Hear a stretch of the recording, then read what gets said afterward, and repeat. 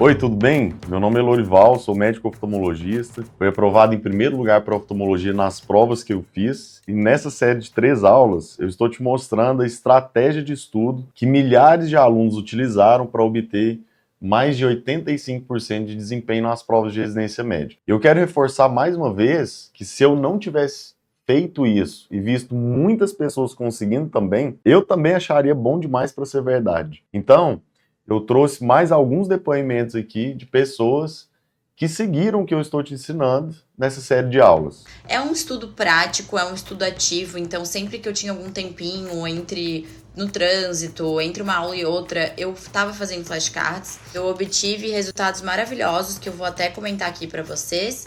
Eu alcancei o primeiro lugar geral para dermatologia no Hospital de Clínicas da UFPR em Curitiba.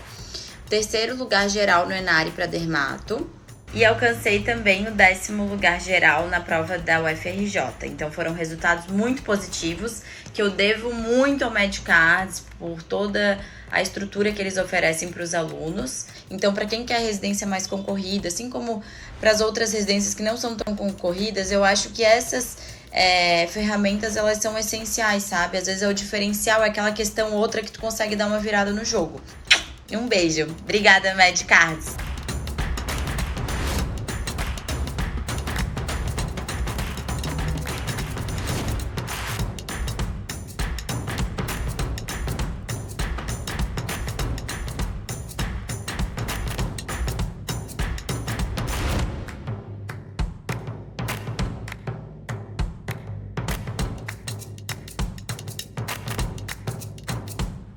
Viu aí? Todas essas pessoas utilizaram a metodologia de estudo que eu estou te ensinando ao longo dessa semana. Eu quero parabenizar todos que assistiram a primeira aula. Neste momento, já estamos com milhares de visualizações. Se você ainda não assistiu a aula 1, eu recomendo que assista o quanto antes, porque em breve ela será retirada do ar. Antes de começar essa aula, eu preciso te avisar uma coisa. Eu vou tentar te ajudar, mas você precisa querer ser ajudado. Ontem, nós desconstruímos juntos ideias erradas que você tinha sobre como estudar. Hoje, vamos construir novas ideias. E para eu poder te ajudar, você precisa ter um mindset de crescimento. Se você é aquela pessoa que acha que os outros são mais inteligentes que você, que o seu crescimento não está atrelado ao seu esforço, que quando fracassa, fala que a culpa é de todo mundo, menos sua, que não gosta de novos desafios, ou que desiste facilmente no primeiro obstáculo que surge, eu sinto muito, mas eu não vou conseguir te ajudar. Agora, se você assume seus fracassos, enxerga eles como uma oportunidade de aprendizado e de crescimento, se você entende que as coisas são mutáveis e está aberto a novas ideias, se consegue enxergar o sucesso dos outros como algo inspirador, se você entende que seus resultados são de responsabilidade única e exclusivamente sua, e se os desafios que você encontra no meio do caminho te estimulam a querer ser melhor a cada dia e em persistir na conquista dos seus sonhos, então seja bem-vindo. Essa aula é para você e eu fico feliz porque eu vou conseguir te ajudar. Vamos retomar um artigo que a gente abordou na aula anterior. Olha só, a gente viu que existem metodologias de estudo de baixa, média e alta utilidade.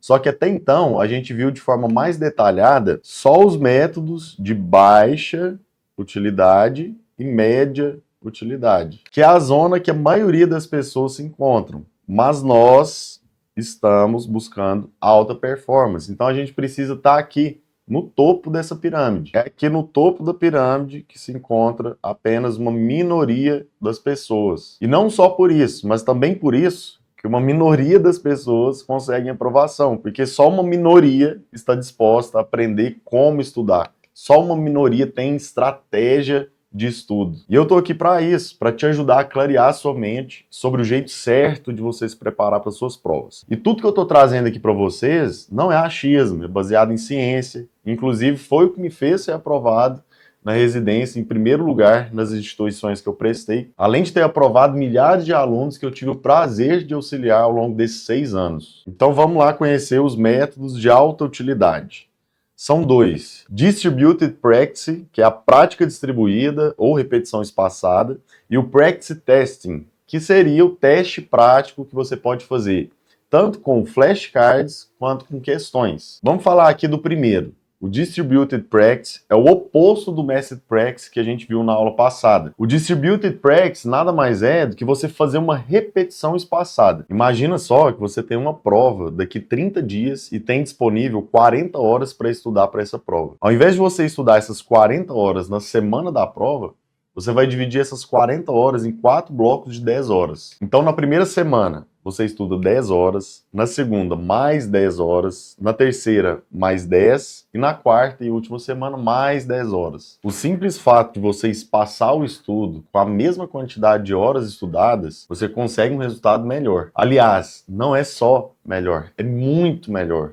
Existem inúmeros artigos científicos que comprovam a eficácia da repetição espaçada nos estudos. Nesse estudo aqui, o que foi que eles fizeram? Basicamente, eles dividiram de forma aleatória 4 grupos de estudantes. Deram um conteúdo para eles estudarem e depois aplicaram um teste. Esse gráfico representa o desempenho desses alunos no teste. O primeiro grupo, que é esse aqui, estudou o conteúdo uma única vez e nunca mais viu esse conteúdo. Esse grupo teve um desempenho desastroso no teste. O segundo grupo estudou uma vez e revisou uma vez. O terceiro grupo estudou uma vez e revisou 3 vezes em um único dia. E o quarto e último grupo, que é esse aqui, que teve o melhor desempenho, ele estudou uma vez e revisou 3 vezes, mas de forma espaçada.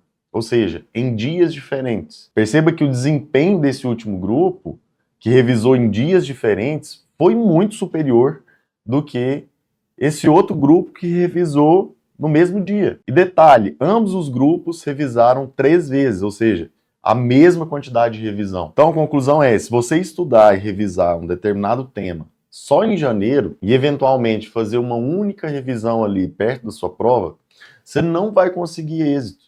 E por quê?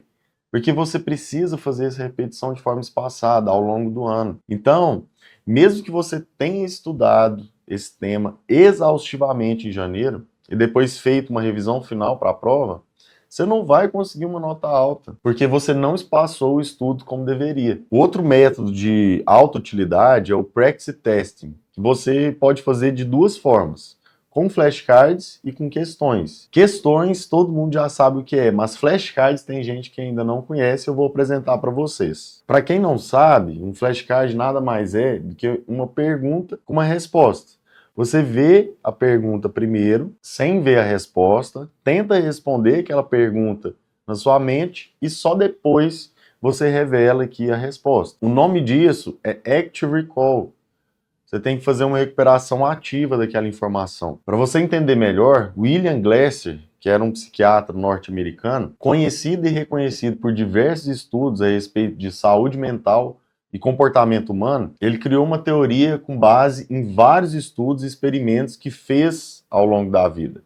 Ele representou essa teoria em formato de pirâmide, que ele chamou de pirâmide de aprendizagem. Segundo essa teoria, existe um grau de aprendizagem de acordo com a técnica que é utilizada. O que ele concluiu após realizar esses estudos e experimentos? Que nós aprendemos 10% quando lemos, 20% quando ouvimos, 30% quando observamos, 50% quando vemos e ouvimos, 70% quando discutimos com outros, 80% quando praticamos, e aqui entram os flashcards e as questões na prática, e 95% quando ensinamos aos outros. Então, a melhor técnica de aprendizado seria você ensinar o que você sabe sem olhar nada, nem uma folha de papel, nem computador, nem celular, nem tablet. O que você pode fazer aqui para aplicar isso? Depois de ter estudado um tema, comece a explicar aquilo que você aprendeu. Não precisa explicar necessariamente para uma pessoa, para alguém. Você pode explicar para o espelho, para a parede da sua casa, para o seu amigo imaginário, que às vezes você tenha. Então, quando o professor ensina, quem você acha que está conseguindo reter melhor o conteúdo que está sendo ensinado? É o próprio professor, não são os alunos. Então perceba que da metade dessa pirâmide para cima, você tem aprendizagem passiva, que é o quê? Ler a apostila do seu cursinho, ler um resumo, assistir aulas, escutar um podcast. Ah, Lorival, mas eu preciso assistir a aula para entender o conteúdo. De acordo com esse psiquiatra norte-americano, o professor é um guia para o aluno, não é um chefe. O papel do professor é importante? É. Eu não estou desmerecendo o professor aqui, mas o que você precisa entender é que a aula foi feita para te apresentar conceitos, não para você aprendê-los de fato. Para você realmente aprender um conteúdo, você precisa aplicar técnicas de memorização. Então, tudo isso aqui, ler, escutar, ver e escutar, são métodos de aprendizagem passiva. São métodos de baixa eficácia.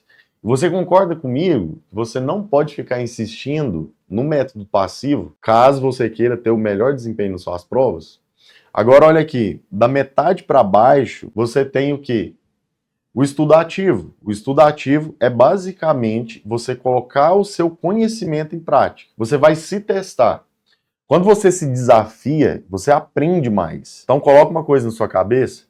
Todas as vezes que algo for mais difícil e que vai te gerar mais incômodo, mais desconforto, você vai ter mais resultado. Vou fazer uma analogia aqui para você entender melhor. Vamos supor que eu fui lá na academia hoje e fiz minha matrícula.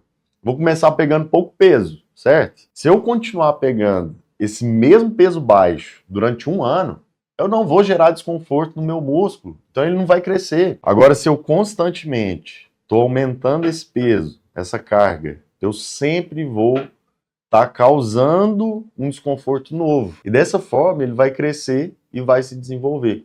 Consegue entender que o que não te gera incômodo, não te faz crescer, é extremamente fácil ficar sentado e ouvindo o que o professor está falando. Ou simplesmente abrir ali uma apostila e ficar lendo, passando as páginas. O certo é você gerar esse incômodo, essa autoprovocação, se desafiar. E como que você faz isso? Com flashcards e com questões. Então aqui, a gente tem que desmistificar a ideia de que flashcards, por exemplo, é um estudo leve, que parece um joguinho. Não é assim. Você já deve ter escutado isso por aí. Esquece isso. Estudar com flashcards vai te causar muito mais desconforto do que o estudo tradicional. Mas você quer conforto ou você quer resultado? Você já ouviu falar que para você conseguir ter sucesso na vida, você precisa sair da sua zona de conforto? O raciocínio aqui é o mesmo. Quanto mais desafiante for o seu estudo, quanto mais difícil ele for, quanto mais desconforto você sentir, melhor vai ser o seu aprendizado. Então, se você não está disposto a sentir desconforto durante o processo, eu sinto muito te falar, mas a sua vaga vai ficar mais distante de você. Sabe por quê? Porque muitos dos seus concorrentes vão entender isso, aplicar na prática e ter os melhores resultados. Você não pode simplesmente ignorar a realidade.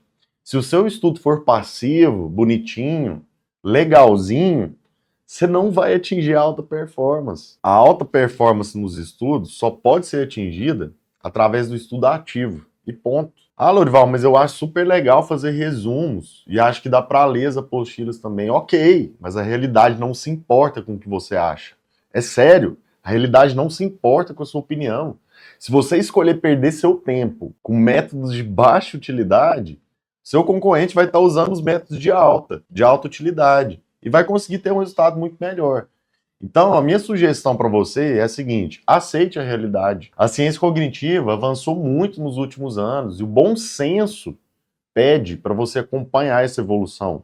Senão você pode acabar ficando para trás. Existem vários estudos que comprovam a eficácia do practice testing, ou seja, flashcards e questões. Esse estudo aqui foi publicado na Science, que é uma das revistas acadêmicas mais prestigiadas do mundo. Nesse estudo, eles dividiram aleatoriamente 4 grupos de alunos. Os alunos que tiveram maior desempenho nos testes foram aqueles que estudaram usando o efeito teste, que é representado aqui pela letra T. E o mais interessante é que o desempenho foi o mesmo entre os alunos que estudaram ativa e passivamente com o grupo que estudou somente de forma ativa, que é esse SNT.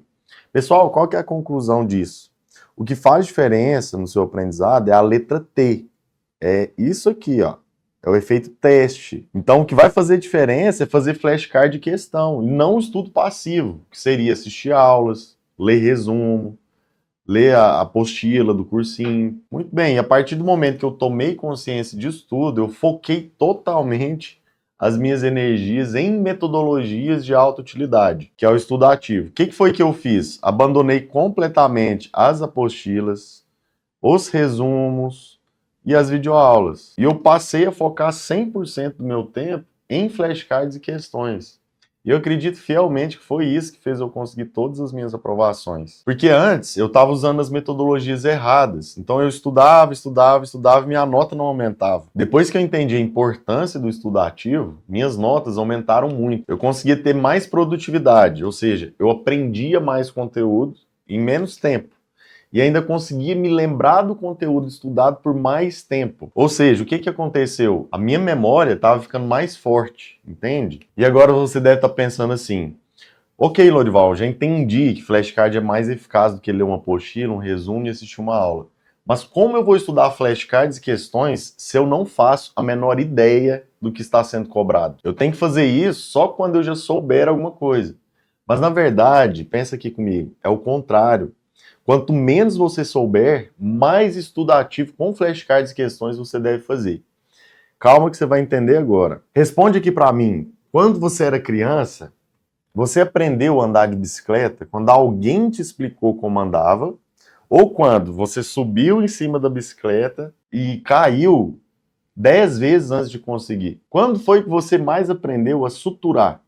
Durante a aula do seu professor ou quando você entrou no centro cirúrgico, colocou a sua luva, pegou no porta-agulhas, foi lá e você tentou suturar, né? Eu não sei a sua, mas a minha primeira sutura foi um desastre. Com o tempo e com a prática, você foi se aperfeiçoando e melhorando. Mas perceba, você melhorou quando você praticou, não quando você ouviu do seu professor múltiplas vezes sobre como suturar. Não sei se você já percebeu, mas o momento que você mais aprendeu na sua vida foi quando você errou, foi quando você estava sob alguma situação desafiadora. E como que você se desafia? Quando você testa o seu conhecimento. Metodologia ativa. Ver o seu erro vai te doer, e vai te doer muito. Só que você vai estar aprendendo muito mais. E você pode até achar que isso não faz nenhum sentido. Mas quanto mais você erra, menos vai continuar errando ao longo do tempo. Daqui a pouco eu vou te passar a melhor estratégia para fazer questões e provas. É a estratégia que funcionou comigo e também com milhares de nossos alunos. Mas antes, eu vou falar um pouco sobre os flashcards. Vamos lá? Essa aqui é, sem dúvidas, a pergunta que a gente mais recebe. Como funciona o estudo por flashcards? Então, primeiro, eu vou falar como que funciona e depois eu vou trazer a explicação científica do porquê ele funciona. Basicamente, existe um tripé: Active Recall, metacognição e repetição espaçada. O Active Recall, ou recuperação ativa, é o processo de você tentar recuperar ativamente uma resposta correta em sua mente, ao invés de simplesmente reconhecê-la entre várias opções, como teste de múltipla escolha ou em uma página de um livro ou resumo. Ao se perguntar, por exemplo, quais são os sinais de fraturas de base de crânio, você força seu cérebro a buscar essa informação ativamente. Veja que eu não tenho alternativas. Então, só depois de você ter respondido para si mesmo, você deve conferir a resposta. Antes de eu te falar do segundo pilar do nosso tripé, que é a metacognição, eu vou trazer aqui uma dúvida muito recorrente do pessoal. Qual desses dois você acha que é mais eficaz? Flashcards ou questões? Qual você acha que é um método de estudo mais eficaz? Pensa aí. Olha bem essas duas imagens. Do lado esquerdo você tem o flashcard, do lado direito você tem a questão. Pensou? Vamos lá. Quando você estuda com flashcards, você está fazendo o Active Recall. Quando você estuda com flashcards, você está fazendo o Active Recall. Já nas questões, não. Então, quando eu leio um flashcard, sou eu comigo mesmo. Só está sendo apresentado para mim a pergunta. Olha aqui. Qual síndrome causa hipertensão portal por trombose da veia hepática? Concorda que ou eu sei, ou eu não sei? Eu tenho que fazer uma recuperação mental do zero dessa resposta. Agora, olha só a questão de múltipla escolha. Eu tenho a pergunta aqui em cima e eu tenho alternativas. A resposta está aqui nas alternativas. Eu estou vendo ela. Na questão de múltipla escolha, eu não faço Active Recall. Então, mesmo que eu não tenha 100% de certeza da resposta, eu poderia acertar essa questão eliminando as outras alternativas. Mas o fato de eu eliminar as outras alternativas, não significa que eu tinha confiança sobre esse assunto, entende? Então, todas as vezes que eu tiver que fazer essa recuperação mental do zero, que é o Active Recall, eu vou conseguir ter uma memorização melhor. Então, respondendo aqui, os flashcards são mais eficazes do que as questões de múltipla escolha, como técnica de memorização? Sim. Só que você não deve deixar as questões de lado, porque elas ajudam a construir o raciocínio clínico. Com as questões, você consegue ter um melhor embasamento sobre como cada banca vai cobrar o conteúdo. Então, o ideal é você aliar um com o outro. A propósito, a resposta está aqui. Bud Chiari. Muito bem, então depois de você fazer o Active Recall, ou seja, tentar responder para si mesmo, você vai revelar a resposta. E agora, você vai dar uma nota para o seu conhecimento. Esse aqui é o segundo pilar do nosso tripé, a metacognição. O ato de avaliar o próprio julgamento do seu saber, julgamento de aprendizagem, é uma das formas mais eficazes de aprofundar um traço de memória. Tá vendo aqui embaixo, que está aqui circulado em vermelho? Você gradua o seu conhecimento de 1 a 5, sendo que a nota 1, você não tinha a menor ideia da resposta, ou seja, você errou tudo, e a nota 5 você soube responder perfeitamente. Você dá a nota 3 se você acertou a metade, a nota 2 se acertou menos da metade, a 4 um pouco mais da metade, mas não foi perfeito, e aí você gradua esse conhecimento. Por último, vem a repetição espaçada. É basicamente você repetir esses conceitos no intervalo de tempo para você conseguir aprender eles. Para te ajudar com isso, existem alguns softwares especializados que funcionam assim. De acordo com a sua confiança em cada flashcard, o algoritmo determina com que frequência deverá repeti-lo, sendo a nota 1 aparecendo com mais frequência e a nota 5 raramente. Portanto, se você deu a nota 1, 2 ou 3, provavelmente esse flashcard voltará para você em apenas alguns minutos. Mas se você deu a nota 4 ou 5, esse flashcard reaparecerá em algumas horas ou dias. Ou seja, quanto menor a sua nota, mais o flashcard se repete. Porque o algoritmo vai entender que você ainda não sabe aquele conceito. Da mesma forma, quanto maior a nota, menos ele será repetido, mas no intervalo de tempo ideal para você não esquecer aquilo que já aprendeu. Olha só no vídeo, a pergunta aparece para mim, eu tento responder para mim mesmo, depois revelo a resposta e dou uma nota. Nesse caso, eu dei a nota 1 para o flashcard que perguntava sobre sinais de fratura de base de crânio. Então, o que o algoritmo vai entender? Que eu não sabia absolutamente nada daquele questionamento. E o que ele vai fazer agora? Ele vai me mostrar esse conceito de novo. Ele vai testar minha memória novamente para saber se eu aprendi ou não. Olha só, ele voltou, tá vendo? Ele reapareceu para mim muito rapidamente. E aí, dessa vez, eu vou dar uma nova nota, que provavelmente é uma nota mais alta, porque como meu cérebro foi reexposto a essas informações, o esperado é que eu me lembre mais delas dessa vez. Antes de continuar, eu quero abrir um parênteses aqui. Lá no princípio, há muitos anos, quando os flashcards foram descobertos, os estrangeiros usavam flashcards de papel. Eles respondiam os flashcards e separavam em caixinhas. Então a pessoa ia lá e respondia o flashcard. Se ela não teve dificuldade para responder, ela colocava na caixinha daqueles flashcards que ela achou a resposta fácil. E também tinha a caixinha do médio e do difícil. Só que essa classificação, ela está errada.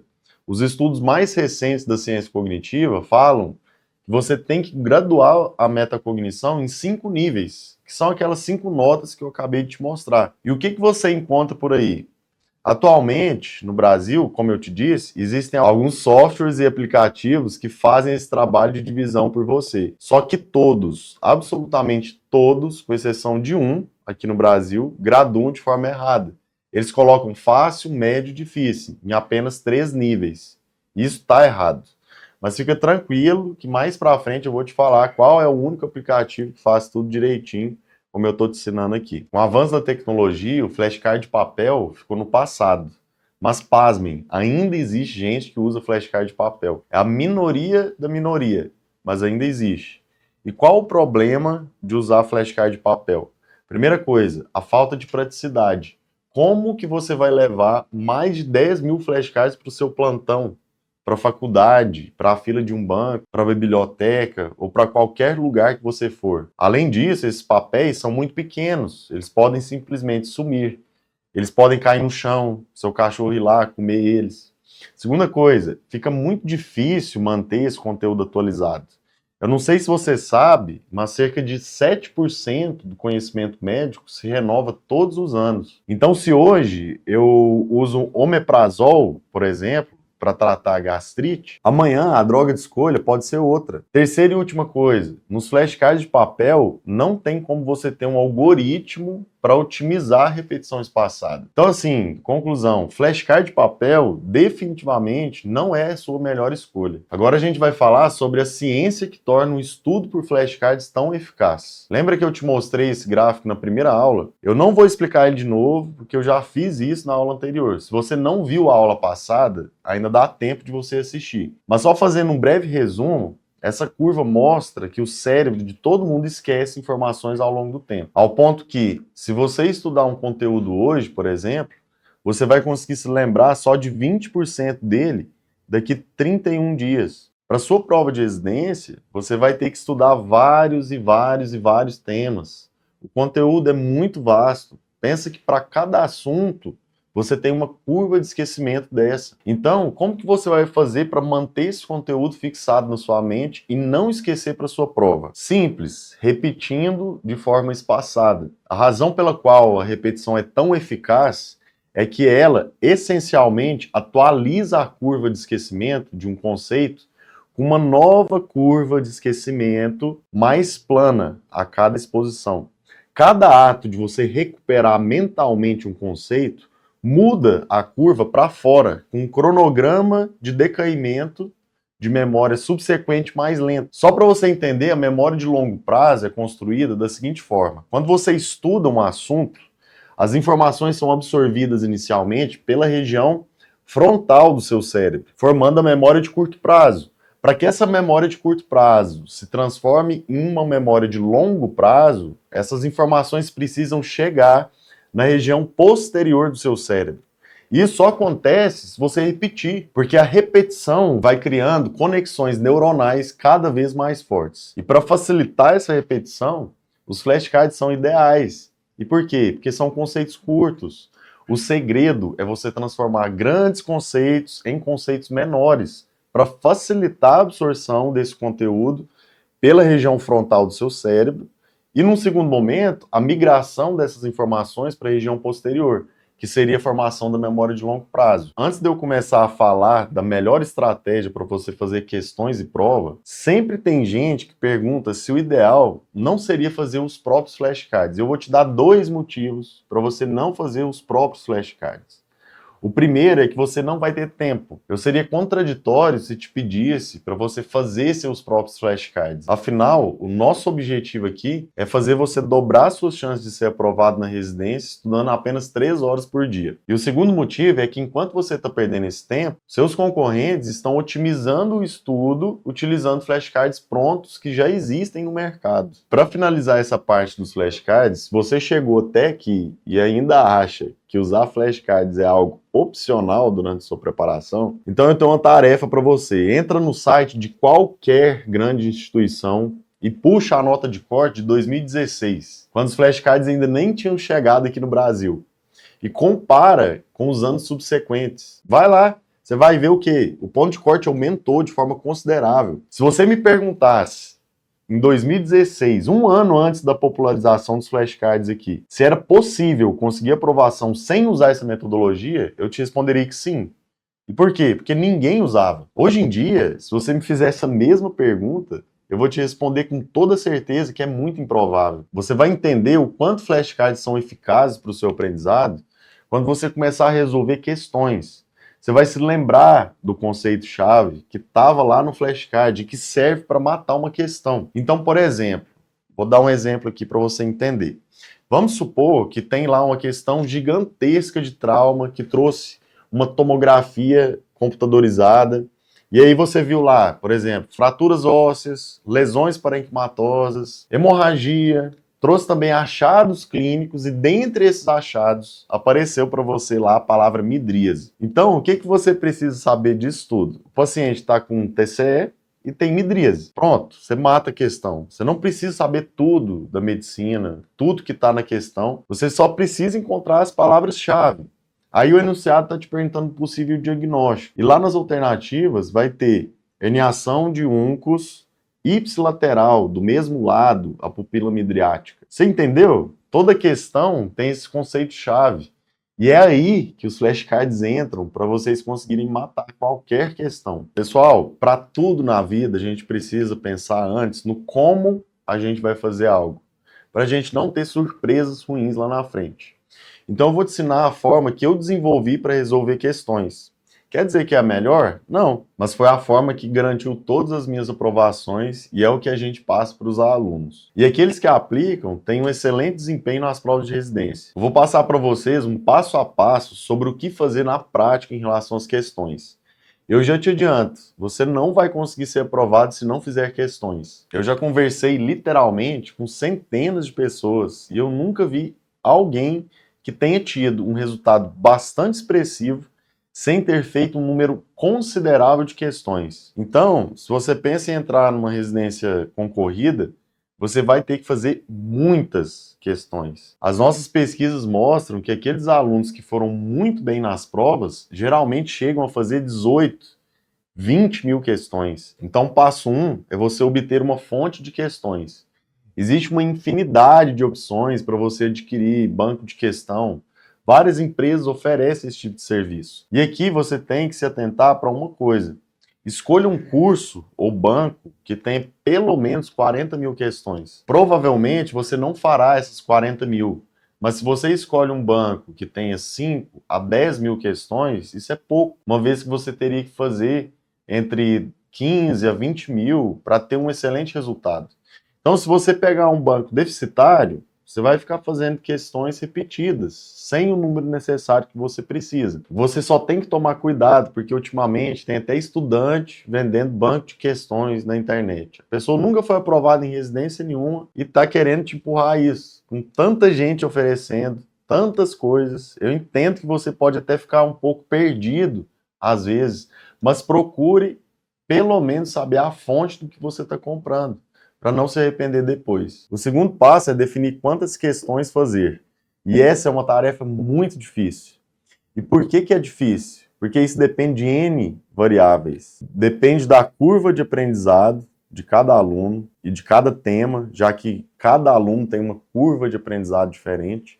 Depende da incidência dos temas daquela banca que o aluno quer. Depende da performance do aluno em um tema em comparação com os outros temas. Então, por exemplo, o aluno tirou 70% no tema X. Se em todos os outros ele tirou 90%, esse tema que ele tirou 70%, agora é a grande prioridade dele. Agora, se em todos os outros ele tirou 50%, talvez ele nem deva voltar mais nesse tema. Porque ele está muito melhor nesse tema do que nos outros, entende? Depende também do tempo que falta para a prova, já que dependendo do tempo, isso também pode mudar. Depende da meta de nota. Então, aquele aluno que tem uma meta de nota maior vai precisar fazer mais questões do que quem tem uma meta de nota mais baixa. E depende também do ponto de partida, de onde ele está saindo. Dependendo desse ponto de partida, ele pode precisar de mais ou de menos questões. Qual que é a minha sugestão? Coloque uma meta diária de questões. Por exemplo, todo dia fazer 50 questões. No início, você pode gastar aí entre 3 a 5 minutos para fazer uma questão. Mas com o tempo e com a prática, você vai gastar em uma questão, em média, entre 1 a 2 minutos. Vai ficando mais rápido. E aí, você vai ajustando essa quantidade de questões com base no seu objetivo de nota. Então, se você está estudando e ainda está muito longe da nota que você precisa obter para passar onde você quer, você precisa ajustar isso e tentar fazer mais questões. O passo 3 é como fazer prova. Entenda uma coisa, lá na sua prova vão ter questões fáceis, moderadas e difíceis. E elas não são classificadas por seção. Você não tem lá na sua prova seção das fáceis, seção das moderadas, das difíceis, está tudo misturado. concorda? Para aumentar suas chances de aprovação, você precisa saber alocar seu tempo de forma otimizada durante a prova. Vão ter provas com 3 horas de duração, outras com 3 horas e meia, outras com 4. Lembra da primeira aula? Pessoal, tem que ler o edital dos concursos. Você não tem outra opção.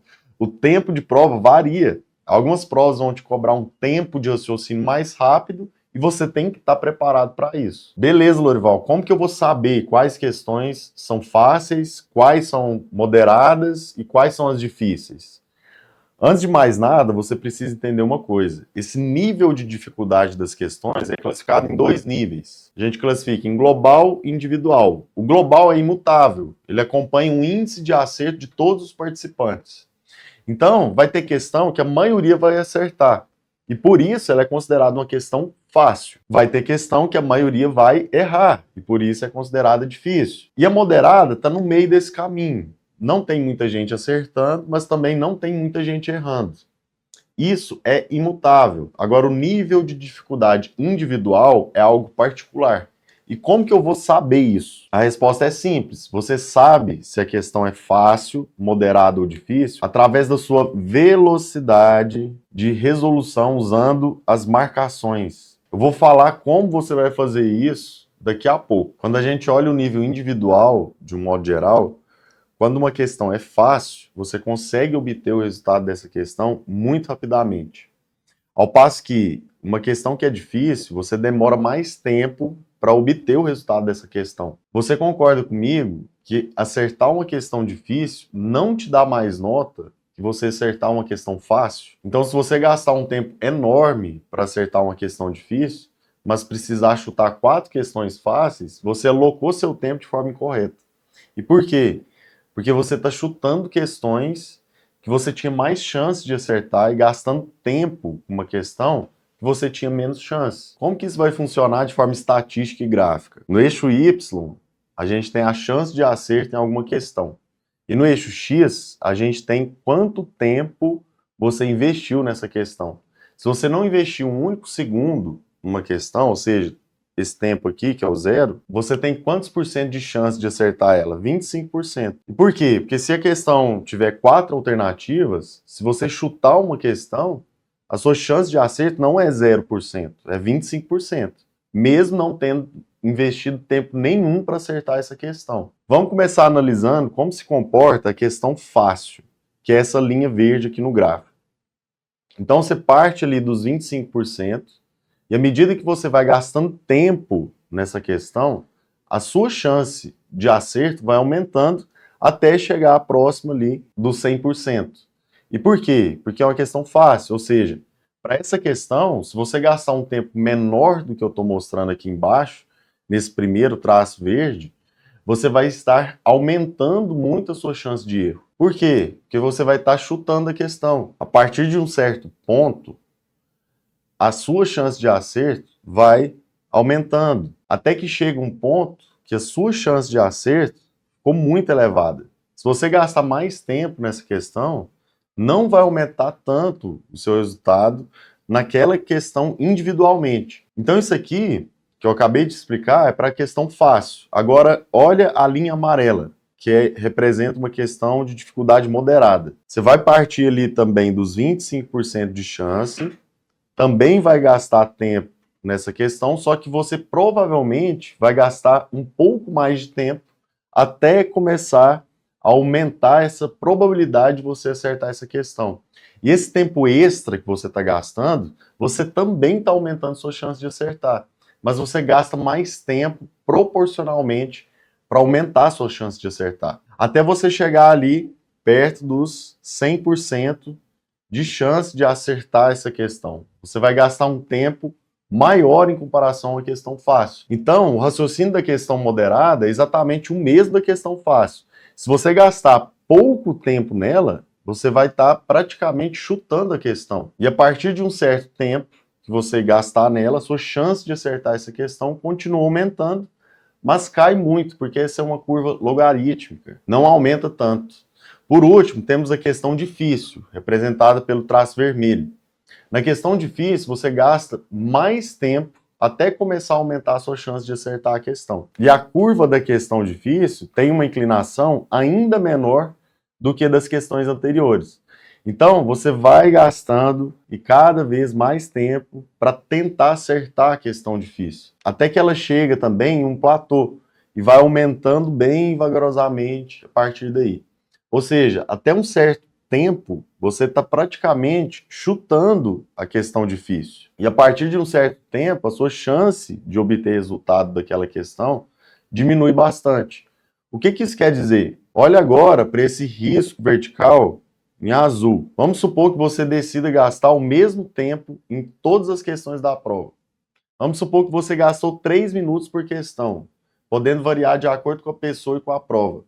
Então, se você gastou 3 minutos certinho em todas as questões da sua prova, várias questões que são consideradas fáceis, você já passou do platô de acerto dessa questão, que está sendo representada aqui por esse primeiro círculo. Então, você já desperdiçou um pouco de tempo nessa questão. E por quê? Porque entre os 2 e 3 minutos aqui, você não iria mudar muito a sua chance de acertar essa questão. Para aquela questão moderada, se você gastasse mais 1 ou 2 minutos nessa questão, você aumentaria bastante a sua chance de acerto nessa questão.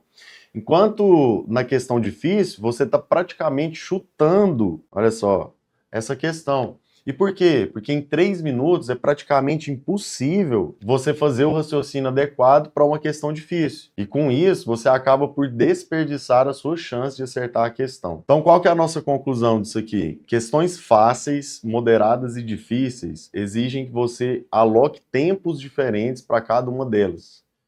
Então, se você tentar pegar o tempo total da prova e dividir pelo número de questões e aplicar o mesmo tempo para todas, isso não é correto, já que você chutaria questões difíceis e sobraria tempo em questões fáceis. E isso é o que a maioria das pessoas fazem. Vocês entenderam?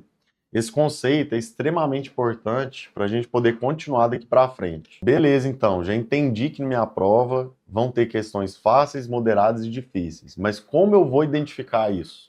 Simples, você vai fazer uma leitura rápida da sua prova, fazendo marcações. Então você passa pela prova inteira, fazendo todas as questões com uma leitura bem rápida e vai fazendo as marcações. Aquelas questões que você tinha certeza da resposta, você marca a alternativa com um X. Aquelas em que você ficou em dúvida, você vai circular a alternativa que você acha mais provável de ser a correta. Então você vai lá e faz um círculo. E aquelas questões que você não tem ideia da resposta, você considera ela como uma questão difícil. Então você não vai fazer nada. Você não vai fazer nenhum tipo de marcação em nenhuma alternativa. Dessa forma, você já vai saber que aquela questão merece um tempo extra depois. Feita essa triagem, agora você já sabe que aquelas questões que você marcou o X são as fáceis, aquelas que você circulou são as moderadas e aquelas que estão sem marcação são as difíceis. Essa etapa aqui tem que durar no máximo 1h30. Você já vai ter marcado com certeza, ou seja, com um X, cerca de metade das questões da sua prova, que são as questões consideradas fáceis. O próximo passo agora é você voltar para o início da prova e dedicar mais tempo naquelas questões que você não teve certeza da resposta, aquelas que você ficou em dúvida. Então, uma vez que você tenha voltado nessas questões moderadas e achado a resposta de todas elas, aí sim é o momento de gastar tempo nas questões difíceis. Então, nesse momento, você já marcou todas as fáceis, já marcou as moderadas e agora vai gastar tempo nas difíceis. Dorival, e se em alguma questão moderada eu fiquei pensando ali e ainda não cheguei na resposta? Isso quer dizer que sua triagem inicial não foi correta. Você descobriu que, na verdade, é uma questão difícil. Portanto, ela virou uma questão difícil e você vai cuidar dela agora. Quando você faz isso, você já fez todas as questões fáceis e moderadas, que corresponde aí a 80, 85% da sua prova.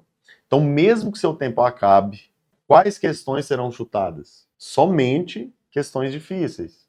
Se você tiver que chutar alguma questão, você não pode chutar questões fáceis. Você tem que chutar questões difíceis. não faz sentido nenhum você chutar questões fáceis, porque sua chance de acerto nelas é bem maior. Na aula passada eu te mostrei o jeito errado de fazer uma questão. Só para recapitular, geralmente as questões são divididas em 3 partes. Aqui a gente tem, representado pela letra A, o problema, o enunciado, representado pela letra B, e as alternativas, representado pela letra C. O que acontece? A maioria das pessoas começam pelo início dela. Então elas começam aqui lendo homem, 50 anos, hipertenso, em uso de propanolol, e assim por diante. Eu não recomendo que você faça assim. Eu recomendo que você comece pelo enunciado da questão e depois faça uma leitura rápida das alternativas. Então a gente começaria por esse enunciado aqui, ó. Qual o ritmo cardíaco mostrado no eletrocardiograma? Tem muita gente que mataria essa questão sem ler o problema. Só com a leitura da imagem, muita gente já acertaria essa questão. Percebe que você consegue economizar muito tempo? Já que a gente está aqui, vamos resolver essa questão juntos? Homem, 50 anos, hipertenso, em uso de propanolol, 120 mg dia, procura a unidade de pronto atendimento por palpitação há 1 semana. O exame clínico é normal, com frequência cardíaca de 56 batimentos por minuto. O eletrocardiograma realizado na unidade de saúde está mostrado a seguir. E aí a questão quer saber qual é o ritmo cardíaco mostrado no eletro. Analisando o eletrocardiograma, precisamos recordar alguns conceitos para responder. Eu vou te mostrar que a gente consegue chegar na resposta dessa questão com base nos flashcards. E esses aqui que eu estou trazendo para vocês são os flashcards do Medcards. Então, antes de responder, vamos entender primeiro o eletrocardiograma. Aqui a gente tem a onda P, que representa ativação dos átomos, é a despolarização. Em seguida, a corrente elétrica vai fluir para as câmaras inferiores do coração, que são os ventrículos. O complexo QRS representa a despolarização e a repolarização dos átomos. A seguir, os ventrículos precisam passar por uma alteração elétrica para se prepararem para o próximo batimento cardíaco.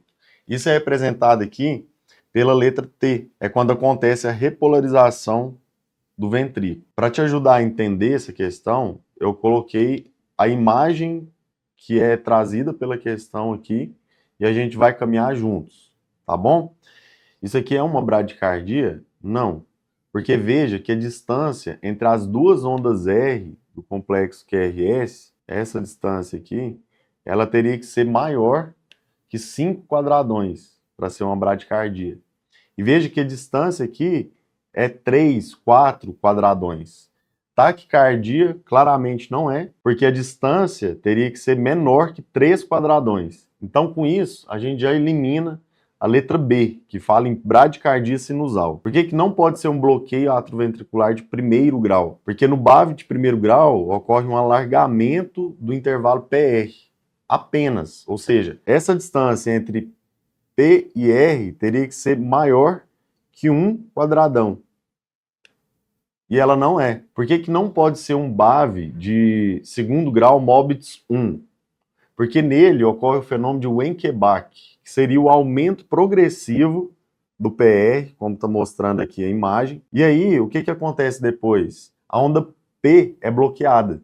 Tá vendo aí na imagem? O PR vai alargando e aí acontece o bloqueio da onda P e o complexo QRS some. Então, Mobitz 1 também a gente exclui, não é a resposta. Vamos ver se a resposta, então, é bloqueio atroventricular de 2º grau Mobitz 2. Perceba que o intervalo PR está regular. Olha só. Intervalo PR regular. A duração dele, ele estar regular, é que a duração dele está normal. Então não ocorre o fenômeno de Wenckebach. E aí, do nada, olha só o que acontece aqui. A onda P é bloqueada, o QRS não aparece. Então a gente conclui que a resposta é justamente bloqueio atroventricular de 2º grau Mobitz 2. Então a alternativa correta aqui é a letra D, BAV de 2º grau Mobitz 2. Percebe que eu não precisava nem ter lido o problema da questão, só com o enunciado, com a letra B e a C, que seria o enunciado das alternativas, eu já conseguia matar ela. E essa aqui é considerada uma questão difícil a nível global, porque geralmente a maioria das pessoas tem muita dificuldade com o eletrocardiograma. Acertar uma questão difícil dessa, em menos de 1 minuto, você ganha muito tempo de prova. Lembra que a gente falou sobre gestão de tempo nas questões fáceis, moderadas e difíceis? Que nas questões difíceis, você geralmente gasta mais tempo para acertar ela. E olha só o que a gente fez aqui. A gente acertou uma questão que é sim considerada uma questão difícil em pouquíssimo tempo. E detalhe, se você tivesse estudado esse conteúdo, entendido ele, você conseguia matar a questão só com isso aqui e as alternativas. Só com o enunciado e as alternativas, junto com a imagem. Você já ouviu falar na síndrome do aluno acumulador?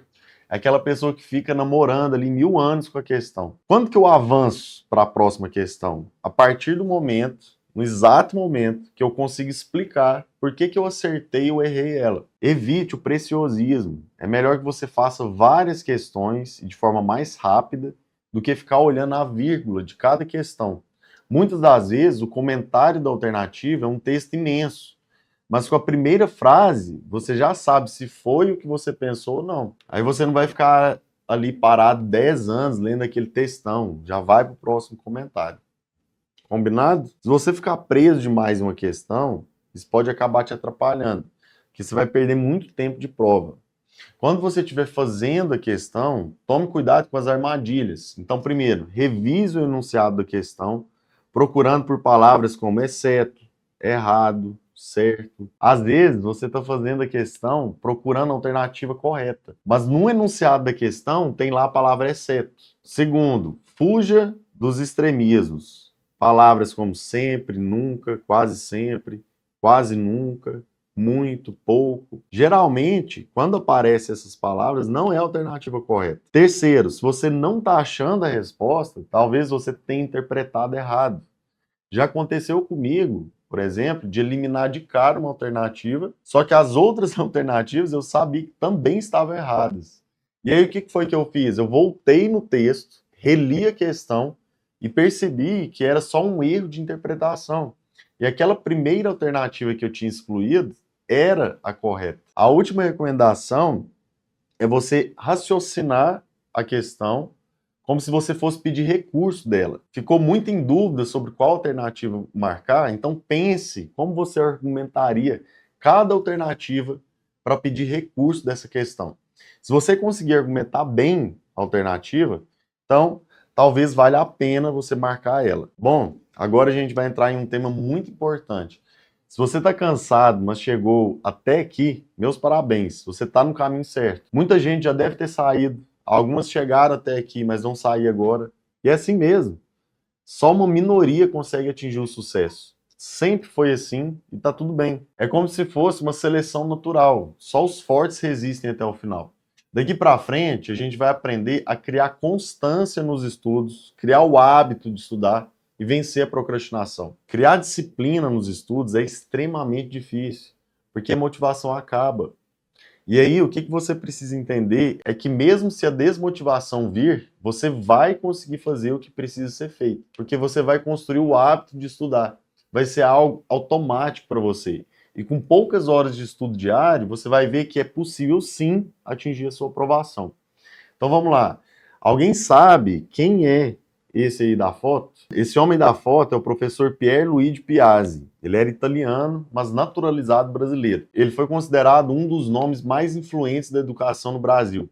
Escreveu vários livros sobre desenvolvimento da inteligência e também dava palestras para ensinar os professores a educar os seus alunos. Na palestra, Aprendendo Inteligência, depois, se você quiser ver ela completa, basta você pesquisar lá no YouTube, que você vai achar. Ele falou assim para os professores: ensinem seus alunos a estudarem pouco, mas todo dia. E eles nunca mais vão reclamar que falta tempo para estudar. A ideia aqui é caminhe lentamente, mas não pare. No longo prazo, a constância vence a intensidade. Lembra lá da primeira aula? No início da sua preparação, ali em janeiro, fevereiro, você vai ter mais energia, vai tentar estudar 7 ou 8 horas por dia. Só que não dá para você manter esse ritmo ao longo do ano. Essa sobrecarga de estudo só vai fazer você ficar mentalmente cansado e dificultar a construção do hábito de estudar todos os dias. Então, vai devagar. Faça um pouquinho, mas seja constante.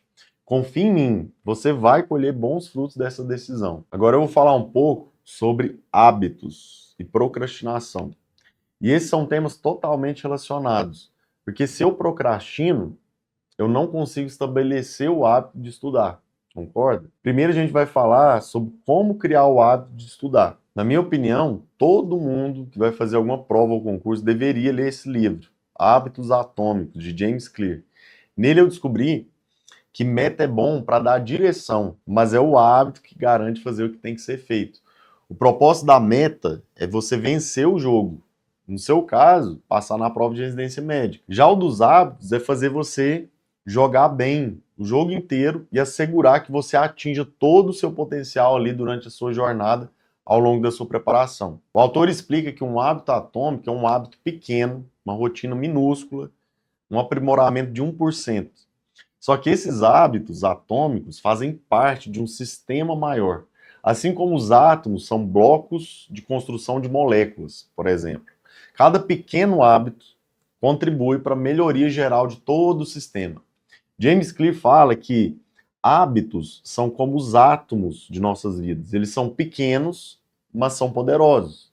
A mágica dos pequenos hábitos acontece à medida que eles se agrupam, se acumulam e se multiplicam. Olha esse gráfico aqui do lado. Ele mostra que se formos 1% melhor todos os dias, seremos 37 vezes melhor em um ano. Parece loucura, né? Como fazer tão pouco pode levar a um resultado tão impactante?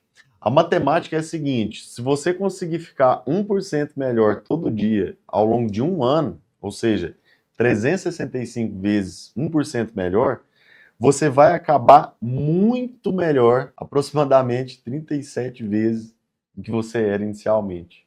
Aí você pode pensar assim, mas não é 1% vezes 365 dias, que daria 3,65 vezes melhor? Não. Sabe por que não? Você tem que pensar nessas melhorias como juros compostos, ou seja, você melhora 1% de um valor anterior que já estava melhorando e assim sucessivamente. Agora, como o próprio gráfico mostra, se você ficar 1% pior a cada dia durante esse mesmo ano, chegará a um declínio de quase zero. Olha só o que acontece aqui. Então, veja os hábitos sempre como juros compostos. Toda vez que você melhora um pouquinho, você tem um ganho sobre o que você já construiu. E cada vez mais os resultados vão crescendo proporcionalmente. Então, o livro de Clear baseia-se no modelo de 4 passos para a formação de hábitos. Esses passos são divididos, basicamente, em 2 fases. A do problema, composta pelo estímulo e desejo, e a solução, integrada pela resposta e recompensa. Primeiro, você tem o estímulo, que é o gatilho. Ele aciona o cérebro para iniciar um comportamento. Não sei se você já percebeu, mas nós passamos a maior parte do tempo experimentando estímulos voltados a recompensas. Exemplo: estabilidade financeira, poder, dinheiro, fama, amizade, amor, satisfação pessoal. É o estímulo que nos indica se estamos perto de uma recompensa. E isso, naturalmente, nos conduz a um desejo. Os desejos são a força motriz de cada hábito. Em regra, não é a ação em si que desejamos, mas a mudança de um estado. Vou te dar um exemplo. Ninguém é motivado a escovar os dentes, senão por querer o resultado desse ato. Nós gostamos de quê? Da sensação de boca limpa, não propriamente do ato de escovar os dentes. O terceiro passo é a resposta, que é o hábito pretendido posto em prática. Esse hábito pode assumir a forma de pensamento ou de ação. E aqui você tem que tomar cuidado.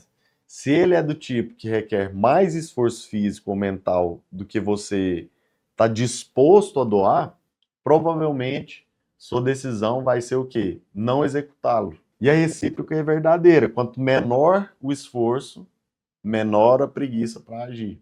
Entende? Finalmente, a resposta oferece uma recompensa, que por sua vez serve para satisfazer e incentivar a repetição. Sabe aquele gostinho de quero mais? É isso.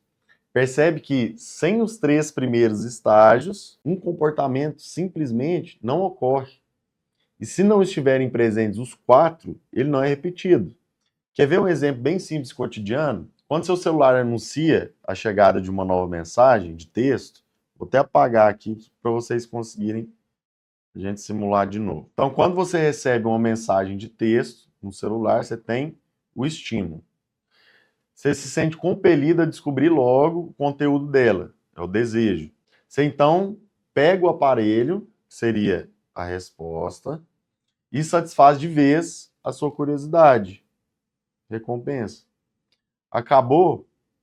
Só até a próxima notificação. Agora que a gente conhece bem os 4 estágios do ciclo do hábito, temos que transformá-los em uma estrutura prática para criar um bom hábito ou se livrar de um ruim. Entra em ação as 4 leis da mudança de comportamento. Tornar o hábito claro, depois torná-lo atraente, depois fácil e, por fim, satisfatório. Se a ideia é o oposto, ou seja, eliminar um hábito indesejável, é só inverter a lógica, tornando o ato invisível, depois desinteressante, depois difícil e, por fim, insatisfatório. E como que eu vou criar o hábito de estudar todos os dias para minha prova de residência? A dica é fazer a si mesmo as seguintes perguntas. Como eu posso tornar esse comportamento claro? Como eu posso tornar um hábito atraente, irresistível? Como posso tornar um hábito fácil? E por último, como que eu posso tornar esse comportamento, esse hábito satisfatório? Calma que eu vou te explicar. Vamos lá. Primeiro, como que você pode tornar o comportamento claro? Simples, tornando o gatilho ou o desejo óbvio, inevitável, natural dentro do seu dia a dia. A ação tem que ser a mais automatizada possível. Ou seja, você não deve pensar muito antes de começar a executá-la. Os gatilhos mais comuns são relacionados ao tempo e ao lugar. O hábito que você, futuro residente, precisa criar é estudar diariamente. Só que aqui tem um problema. Na verdade, um grande problema. Eu já estive no seu lugar um dia, eu sei exatamente como é a sua realidade. A gente não tem dia e nem hora. Às vezes surge um plantão de última hora, tem imprevistos, a escala do internato muda, os horários mudam. Nosso tempo de estudo é extremamente escasso e você sabe muito bem do que eu estou falando. Então, o que o livro fala para a gente? Que para eu tornar um comportamento claro, eu preciso definir o horário e o meu lugar de estudo. Deixar ele organizado, o ambiente, bem preparado para eu estudar. Então, se você conseguir fazer isso, é o ideal. Se a sua rotina é imprevisível, você está dando muitos plantões, seus horários não são fixos, então você vai precisar se adaptar. Como que você vai fazer isso? Você vai aplicar o conceito de encadeamento ou empilhamento de hábitos. O que é isso? Então, basicamente, você vai introduzir um novo hábito no meio de uma sequência previamente existente, aproveitando o impulso natural de um comportamento que leva a outro. São exemplos de hábitos empilhados: acordar, ir ao banheiro, tomar banho, escovar os dentes e vestir-se. Perceba, 5 atividades empilhadas formando um único hábito matinal.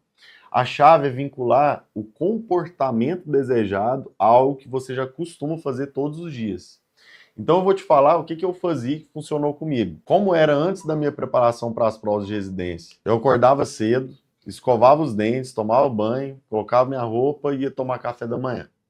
Esses hábitos eu tive durante toda a minha vida. E aí o que foi que eu fiz? Comecei a resolver flashcard de questão depois de colocar a roupa e antes do café da manhã. 20 a 30 minutinhos só. Perceba que eu introduzi uma nova atividade entre uma e outra atividade pré-existente, que eu já estava acostumado a fazer. Outra coisa que eu fiz, eu coloquei como meta que em todos os tempos livres do meu plantão, eu não ia abrir as redes sociais. Então, nesses momentos, eu pegava o meu celular, ia responder flashcard, ia fazer questão. Então, o que você precisa fazer? Tentar adaptar essa rotina corrida a pequenos momentos de estudo. Só que para isso não tem jeito, você tem que ter esse estudo para onde você for. Tem que ter o estudo na palma da mão, no smartphone, no tablet, porque isso vai facilitar seu estudo onde você estiver. Segundo, como que eu posso tornar um hábito irresistível, atraente? A resposta é associando a uma experiência positiva. Pensa aqui junto comigo. O hábito é um ciclo de feedback e esse ciclo é acionado pela dopamina. Sem a dopamina, o desejo morre e a ação é interrompida. Quando se trata de hábitos, esse neurotransmissor é liberado não apenas quando se experimenta algum prazer, mas também quando o prazer já está em nossa experiência, mas também quando o prazer já está em nossa expectativa. Então, o que você precisa fazer é associar uma ação da qual você gosta com uma que você precisa fazer. Como que isso funcionava na prática para mim? Toda vida eu gostei de tomar café. Tomo umas 4 a 6 xícaras de café por dia. Antes de começar a minha preparação para as provas de residência, eu tinha o costume de tomar café mexendo nas minhas redes sociais. Aí eu mudei isso no ano da minha preparação. Eu comecei a associar o café com o estudo. Então, enquanto eu tomava meu café, eu abria meu celular e ia resolver flashcards e questões. E com isso eu estava sempre revisando e sempre estudando. Outra coisa, eu gosto muito de fazer comida em casa. Então eu coloquei como meta que todas as vezes que eu pudesse fazer comida em casa, e nem sempre dava, porque às vezes eu estava no hospital, então nesses momentos que eu estava fazendo comida em casa, eu ia estudar flashcards e questões enquanto fazia comida. E assim eu fui construindo o hábito de estudar sempre quando dava, adaptando o estudo à minha rotina corrida. Terceiro, como você pode tornar um hábito fácil? Olha só esse gráfico. Ele mostra como no início os novos hábitos exigem muito esforço para serem executados. E ao serem repetidos, o esforço vai reduzindo, chegando aqui a um ponto de execução quase que automática. Quando isso aqui acontece, um hábito é formado. Veja só. Então, como que a gente torna um hábito fácil? Anota aí. A ideia é você facilitar ao máximo o início da execução da atividade. Quanto menos barreiras existirem para você iniciar e repetir um novo hábito, maior é a chance de estabelecer esse hábito para o longo prazo. Para você conseguir entender isso melhor, eu vou fazer um gancho com um artigo científico. Para mim, de todos os artigos que eu li sobre hábitos, esse é o melhor. Os autores conseguiram provar que as pessoas são significativamente mais propensas a estabelecer um novo hábito positivo se reduzirem o número de passos e o tempo necessário para repeti-lo. Fazendo uma analogia aqui para você entender, a chance de você fazer sua vitamina diária aumenta se você deixa o liquidificador sempre em cima do balcão. Seria muito mais difícil se ele estivesse sempre no fundo de um armário, longe de você. Como que a gente pode aplicar isso na sua preparação para as provas de residência? Responde para mim, o que você acha mais prático e mais fácil de executar? Ter que procurar em qual página parou sua última sessão de estudo, no meio daquele tanto de apostila na estante, ou simplesmente pegar o seu celular e deixar que o algoritmo te mande o próximo conceito ideal a ser revisado. Percebe que o fácil acesso ao seu material de estudo e a praticidade são essenciais na construção do hábito de estudar? E é exatamente isso que os nossos alunos experimentam, esse fácil acesso ao conteúdo, a praticidade, a otimização do estudo com um algoritmo inteligente que vai fazer você não perder mais tempo com aquilo que você já sabe ou que não é importante para a sua prova. Mais um exemplo, compare essas duas situações aqui. Em qual delas você se motivou mais para iniciar a leitura e continuar lendo? É sério, responde aí. Foi na primeira ou na segunda imagem? Certamente você respondeu nessa primeira imagem aqui. Essa primeira imagem é um flashcard e essa segunda peguei da internet, mas é como se fosse a página da apostila do seu cursinho. O que acontece é que quando apresentamos pequenos textos, ou seja, conceitos curtos ao nosso cérebro, não ficamos com preguiça de iniciar e manter a leitura. Tendemos a ficar mais estimulados. Percebe que isso aqui é um artifício que te ajuda a combater a procrastinação e construir o hábito de estudar? Propósito, a resposta desse flashcard é manobra de Selick. Por último, como você pode tornar um hábito satisfatório? Sabe como? Documente suas conquistas. Você vai pegar o seu diploma de conclusão do ensino médio, você pode pegar o seu diploma de médico, se você já for formado, certificados, premiações, você vai colar isso na parede do seu quarto. E por que isso? Porque o ser humano costuma reproduzir condutas que tenham propiciado experiências satisfatórias para ele. Então, ficar olhando para suas conquistas vai te estimular a querer estudar e ir para o próximo nível, que no seu caso é entrar na residência. Entenda uma coisa, para criar um hábito, você precisa sentir-se bem-sucedido em relação a ele. Fazer isso vai te gerar um sentimento de gratidão. Você que está aí me ouvindo agora, olha para trás. Olha a sua história. Você já venceu uma concorrência altíssima no vestibular. O curso de medicina é extremamente cansativo, difícil. Tem hora que a gente pensa até em desistir. E você não foi essa pessoa que desistiu, você está aqui. Inclusive, tem muita gente aqui que já está formada, já é médico. Você já venceu várias etapas e a prova de residência, tem certeza, vai ser só mais uma. Sempre que eu faço uma enquete lá no Instagram, a procrastinação é votada como um dos principais desafios que os candidatos enfrentam durante a preparação para as provas de residência. A procrastinação nada mais é do que você ficar adiando tarefas importantes ou quando você inicia a tarefa, mas não conclui ela. Eu vou te apresentar aqui 5 técnicas para você vencer a procrastinação. Não é achismo, não é da minha cabeça, são técnicas comprovadas pela ciência. Vamos falar da primeira técnica. A Universidade de Buckingham, na Inglaterra, usou essa técnica nos professores e nos alunos dela. E deu certo. Qual que é a técnica? Respire. Lorival, tá doido? Respirar para vencer a procrastinação? Sim. Quando eles começaram a usar técnicas de meditação, mindfulness, meditação de presença plena, os alunos e professores começaram a vencer a procrastinação, começaram a entregar os trabalhos mais dentro do prazo. E por quê? Por várias razões.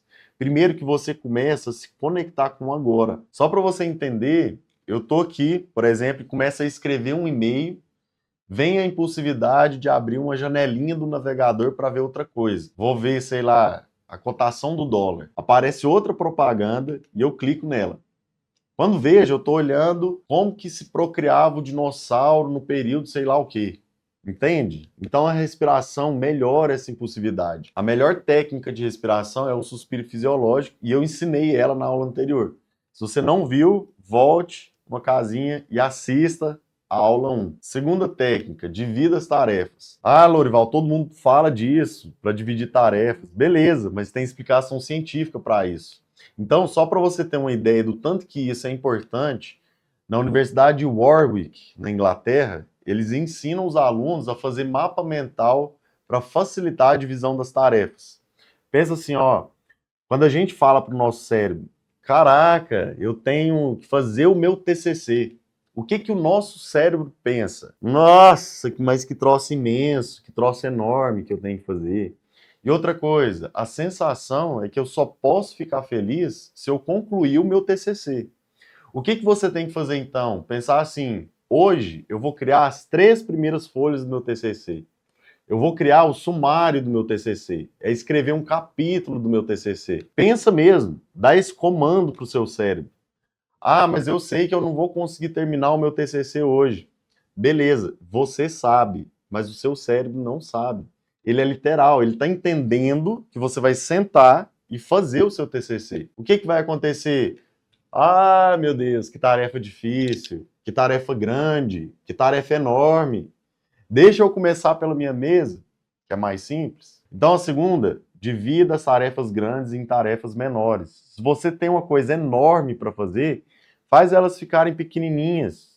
Cria 10 pedacinhos pequenininhos. E nisso aqui, os flashcards vão te ajudar muito, porque ele consegue dividir o estudo de um grande tema em frações menores. Ou seja, em sessões de estudo menores. Terceira técnica para você vencer a procrastinação é não seja duro demais com você.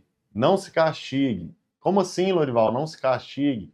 Um estudo foi feito na Universidade de Cornell, no Canadá. O que que eles fizeram? Eles entenderam que as pessoas que se puniam demais pelo atraso na entrega do trabalho tendiam a atrasar mais do que aquelas que entendiam que aquilo tinha sido uma exceção ou que aquilo estava tudo bem e que ela ia melhorar na próxima. Qual que é o pensamento por trás disso?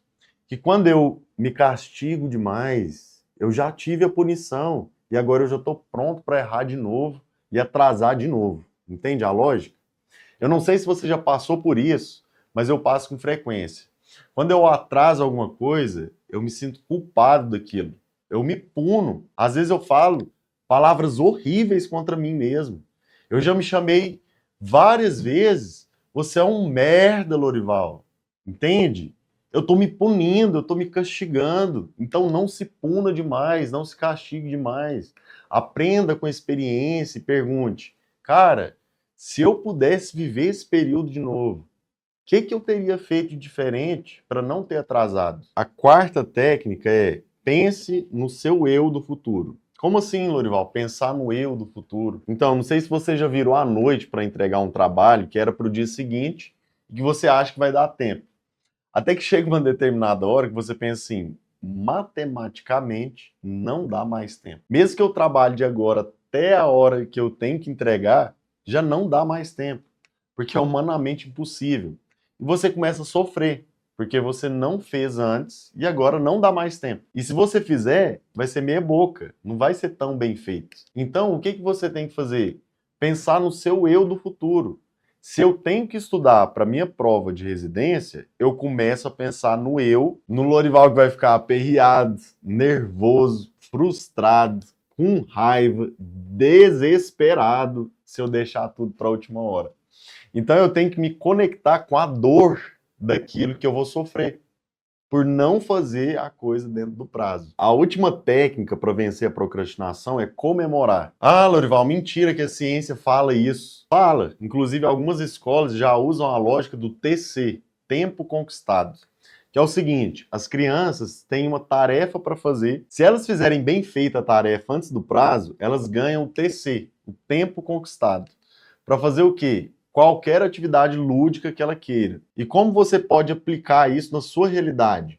Fala assim, se eu ficar 25 minutos focado nos meus estudos, eu posso ficar 5 minutos nas minhas redes sociais. Seu organismo vai gerar dopamina pela celebração e vai querer mais daquela celebração. Você vai ficar mais motivado, com mais força de vontade para conseguir. Isso que eu acabei de falar tem um nome, técnica Pomodoro, e ela serve para gerenciar melhor o seu tempo. São períodos de 25 minutos de estudo em que você fica extremamente focado, interrompidos por intervalos de 5 minutos. Após 4 intervalos consecutivos de estudo, são feitos intervalos mais longos, que podem variar de 15 a 30 minutos. Para mim, o que funcionava era um Pomodoro.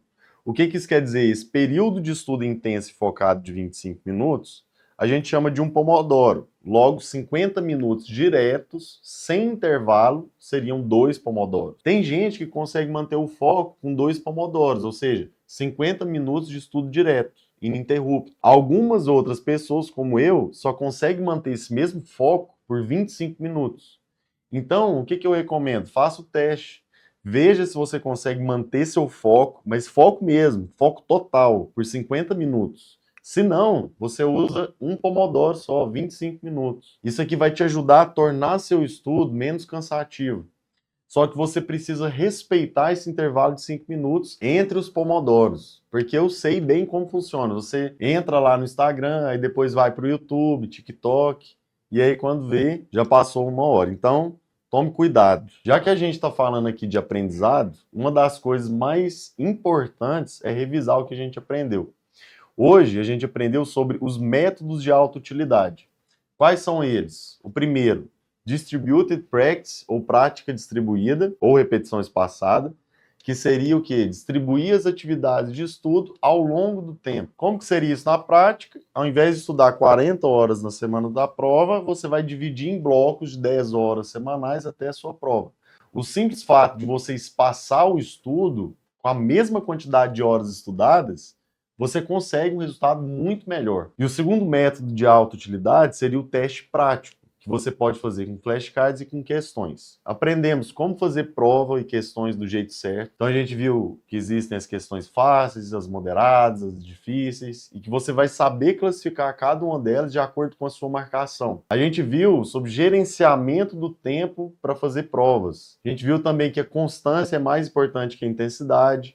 Então, você deve ali fazer um pouquinho, mas fazer todos os dias. E para manter a constância, a gente aprendeu técnicas para vencer a procrastinação e criar o hábito de estudar. Antes de terminar essa aula, eu quero te dar um recado muito importante. Dessas 3 aulas que eu preparei, a próxima é sem dúvidas a que você não pode perder. E por quê? Porque nela eu vou revelar para você estratégia de estudo que milhares de alunos utilizaram para obter mais de 85% de desempenho nas provas de residência médica. Nessa aula, eu vou te ensinar tudo que eu fiz para conseguir todas as minhas aprovações em primeiro lugar para oftalmologia. Inclusive, é o que eu passo para os nossos alunos e aqueles que aplicam conseguem obter êxito na prova. Porque todo ano eu recebo uma enxurrada de depoimentos. Então, você vai ter acesso a um conteúdo premium, mas não vai pagar nada por isso. Vai ser gratuito. Nessa aula, você vai aprender a dividir seu tempo de estudo entre flashcards e questões. Então, quanto tempo por dia eu preciso estudar flashcards? Quanto tempo de questões? Como, quando e quantas provas na íntegra eu preciso resolver ao longo do ano? Além disso, você vai aprender como fazer o estudo de novos temas, a revisão semanal, a revisão Smart e uma revisão final que aumenta muito a pontuação dos nossos alunos, que a gente chama de revisão Smart Ultra. Então, eu quero te parabenizar por ter ficado comigo até agora. E como eu falei ao final da primeira aula, esse tempo que eu me dedico aqui é porque eu realmente amo o que eu faço. Mesmo diante de todas as minhas limitações, eu aprendi como estudar e consegui ser aprovado em primeiro lugar para o oftalmo. E você também consegue se estudar do jeito certo. Se você aprendeu alguma coisa nessa aula, a melhor forma de você agradecer é enviar para algum colega seu para tentar ajudar ele também. E eu também quero te pedir para compartilhar aqui nos comentários desse vídeo o que você achou dessa aula. Fala aqui para mim o maior insight que você teve na aula de hoje. Eu sei que eu não sou perfeito, mas eu tento dar o meu melhor. Você pode ter certeza que eu vou ler o seu comentário com muito carinho. Então, mais uma vez, parabéns por ter chegado até aqui e lembra de não perder a próxima aula. Nosso último encontro é nessa sexta. Um abraço a todos.